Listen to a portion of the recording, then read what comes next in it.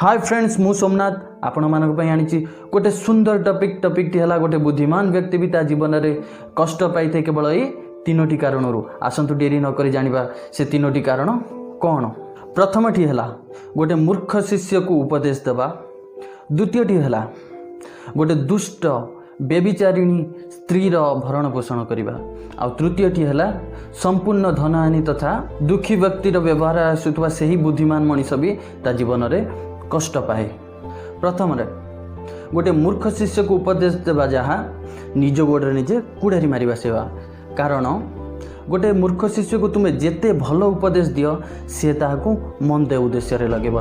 जमिति गोटे कहानी अच्छी गोटे बाई चढ़ई आ गोटे मांकड़र, से बाई चढ़ई सबु बेले से मांकड़र भल पाई भल उपदेश देता है, किंतु से मांकड़ शेष कौन कला ना से बाई चढ़ईर संपूर्ण बसा को भांगीदेला।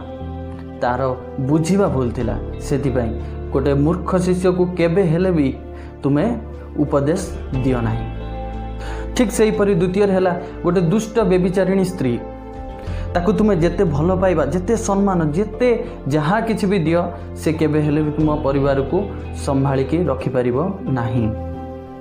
तृतीय गोटे दुखी व्यक्ति जीवन में जदि गोटे बुद्धिमान व्यक्ति भी आसे से भी ता जीवन में निश्चय कष्ट पाइब। से एठारे गोटे दुखी व्यक्ति से कहवा जो माने रोगग्रस्त आउ जो माने निजर संपूर्ण धन को नष्ट कर देइचंती।